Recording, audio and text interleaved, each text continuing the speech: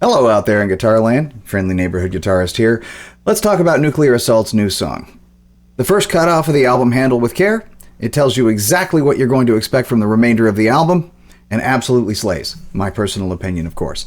These guys were at the top of their game at the time, and although there is a lot of simplicity in this tune, there's also a little bit of technical prowess that is absolutely necessary to be able to overcome some of the challenges presented therein, and specifically I'm talking about picking hand speed. But all that aside, let's begin with riff number 1. So riff number 1 comprises a root 5 flat 6, not unlike what you would hear in like Crazy Train from Randy Rhoads, for instance. Anytime you hear that type of sound, well, that's pretty much the same shape you're going to be getting out of it. This is not the last time I'm going to mention Randy Rhoads, by the way. When we get to the verse riff, there's definitely something along the lines of I don't know that needs to be referenced when it comes to the 16th note pattern. I digress. Back to it. On E, oh, by the way, we are tuned to E flat. Have at it. This, starting on... and I'm going to reference everything here as E as if it's in standard tuning. So this is E, and so forth, but we are tuned flat. Just saying. So 7th fret, A string. This would be the 9th fret on the D string, 10th fret on the D string as well. So that would be your B and your C.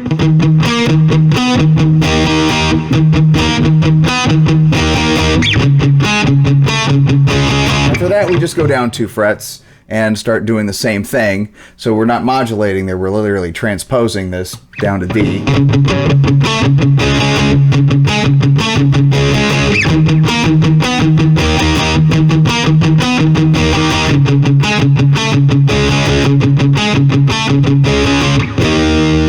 Now, the second guitar, Anthony Bramante, and I'm going to reference some of the stuff that he plays, because if you watch them live, he plays it a little differently than John Connolly does, and so does their new guitar player, whoever that is. But on with the show. So during that, the is accented by the other guitar player. So depending on what part you're playing or what part you decide to play, you can kick in with the, which is just essentially 5 root 5. So B, E, and B again, while he's doing the, you'll be doing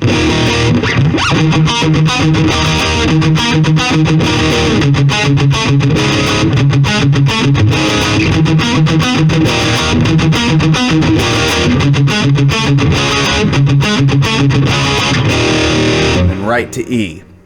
Well, I guess this is a good time as any to go to riff 2.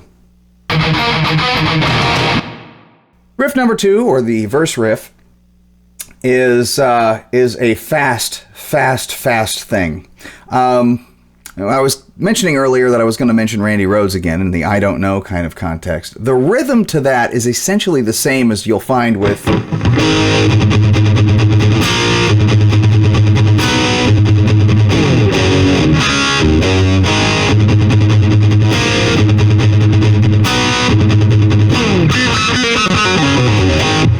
essentially the same as in its 16th note pattern with little, chords here and there, but this you're doing like that. So this B flat A, and I want you to pay attention to how I'm forming that chord. You can use that shape there with your index and your ring, or your index and your pinky, either way. But you're going to be pulling off to the same chord, just held open with one finger here. And it doesn't matter what finger you can, or if you're fast enough. But I think this is probably better. So, if not easier, more accurate, probably. Or if not more accurate, it's easier. flip that around, turn it, whatever you want to do. That's kind of what I mean. So on with the B flat to A riff. We're chugging on E in the meantime, and so this is what it sounds like slow.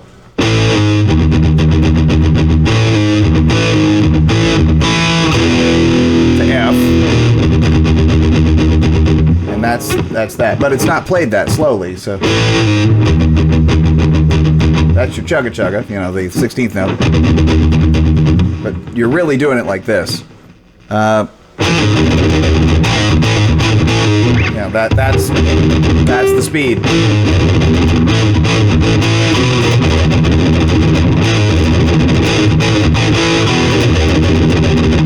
Now to F.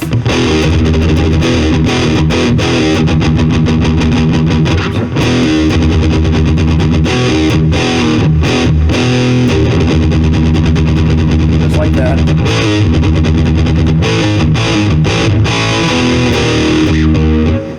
Chorus riff comes right after that. But let's keep going on this. So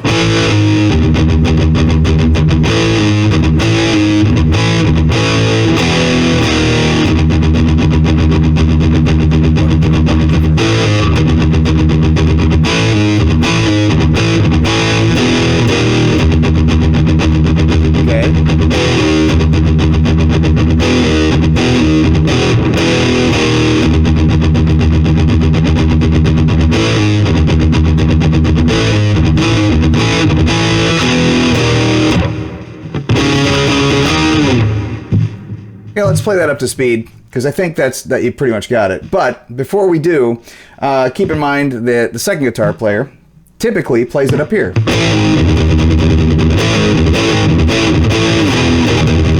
Now I think, because they keep cutting away, would be easier to do. So yeah, that's a big jump. You can do it though.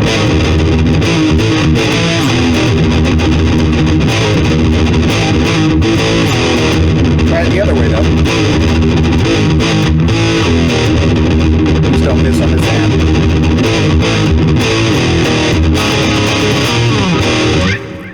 Okay, so therein lies the difference. But that's about it. Off to the chorus. The chorus is a fantastic riff because it gives your right hand a break.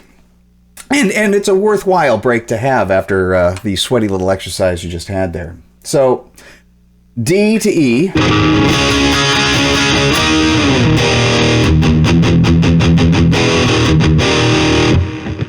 F to E. Little mute there. Full blown open.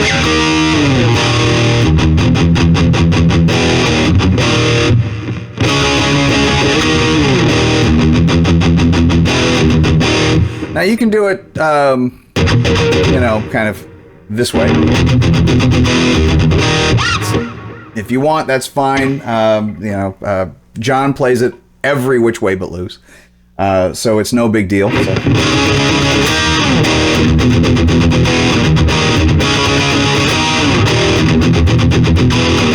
Just get your accents right. That's the only thing you really need to worry about.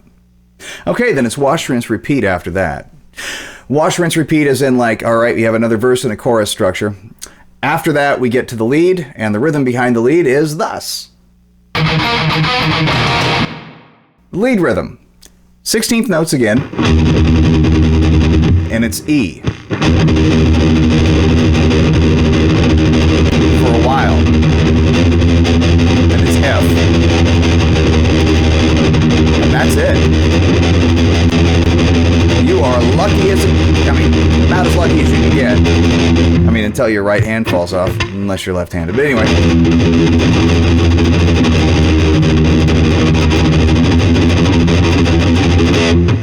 That's it. All right, so most of the time, I guess nowadays we call these things like breakdowns or something like that. But back in the day, we called these things that would enter in and be a variation on some of the riffs, or at least maybe this new part that's kind of really, really cool, or whatever it is. After the solo, on a lot of thrash songs, you had this thing that guys my age would call the mosh part. And this is no different. You're going to have one here. So that riff is essentially D to E, D, E, F, E, B flat. So you got the flat 5 in there, 7 to 1, flat 2, and it's played kind of like this.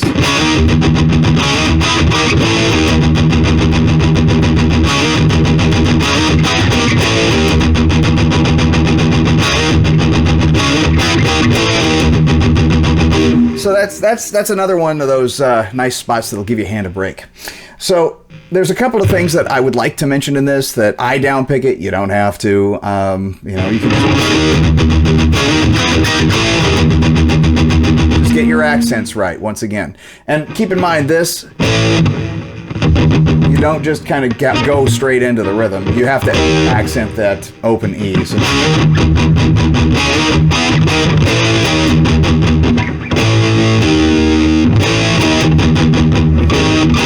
that if you want, or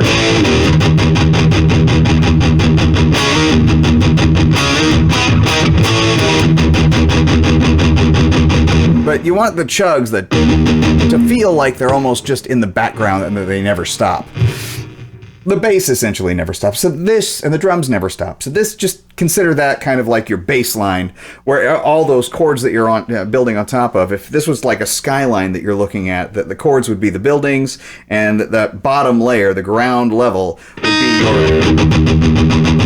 That's so building.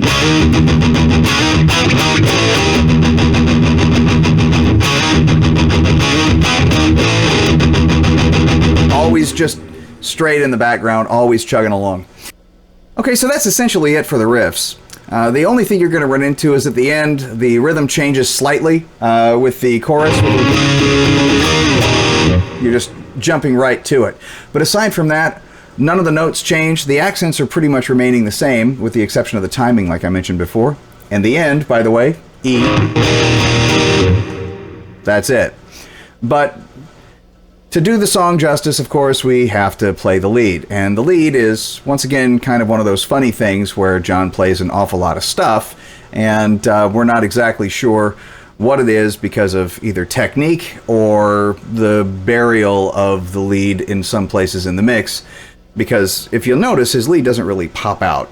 And, there's EQ reasons for that and reverb reasons for that. But, we can infer what he does and try the best we can in the faster parts to try to, recoup. But this is like 2 albums in a row. It's the same type of thing. So, when he's playing some fast stuff, what is he doing? I don't know. Slow it down. What do you hear?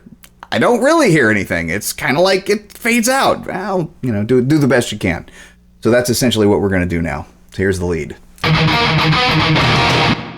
So for the lead, we kind of start out in a minor pentatonic shape, but it's not a completely minor pentatonic. So that's the start. So 15, 12, and then 15 again. This is the high E to the B string.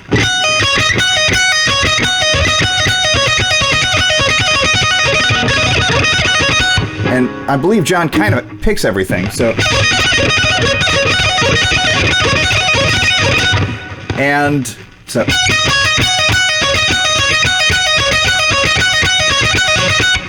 At some point in there,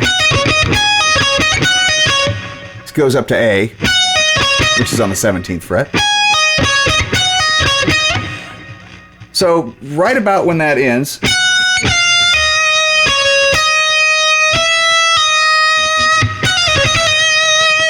that would be a F sharp in there on the 14th fret. So essentially,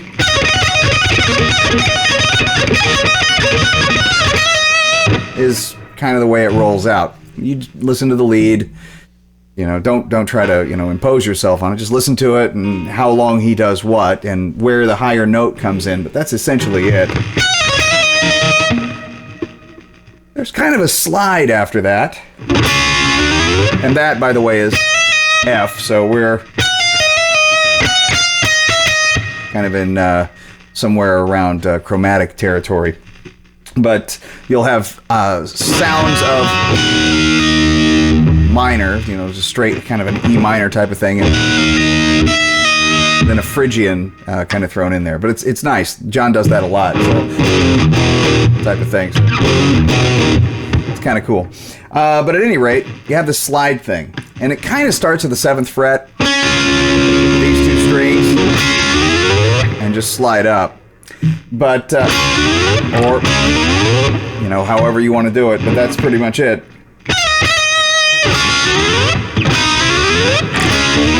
Somewhere in there, and just 2 strings slide up, and hold it down while you're doing it, otherwise it doesn't work. You gotta hold that thing down. It's almost like your finger has become, this just moving capo.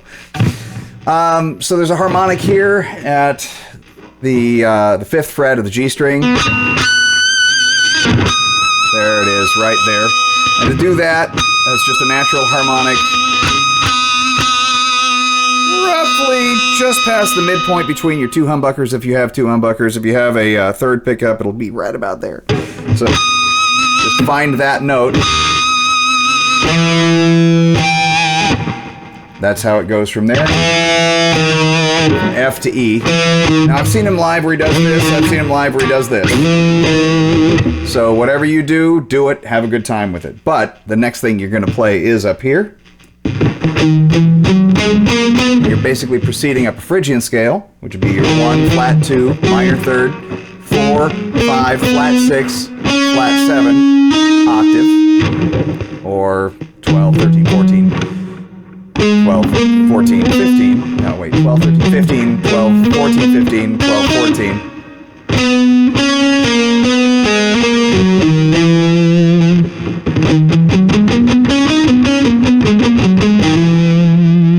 Pretty much that.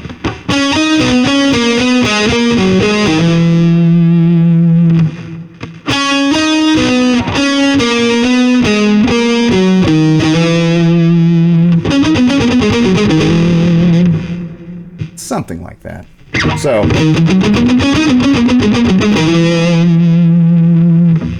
did you get that? Okay, that's just...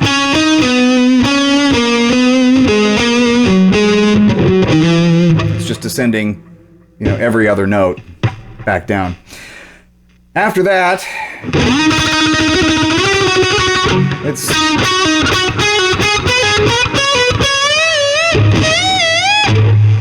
sending up a pentatonic scale, but on 1 string, and you're picking it really fast. Type of deal. Bend up here, and then that's it. So that would be bending it up to G from the... It's a minor 3rd bend.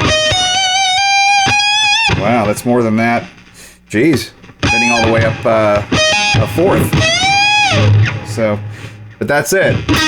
7th fret G string. Pull off once on the 12th fret. And then slide up to the 12th fret. And that'll be on the 14th there. The A string, or A note.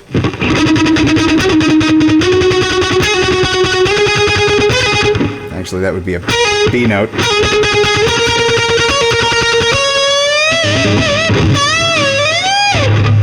And you're done. That's the lead.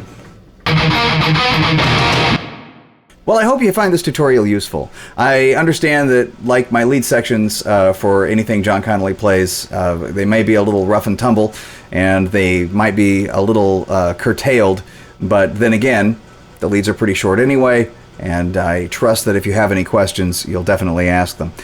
Have yourself a great day, and happy playing, people. Play faster, but happy playing.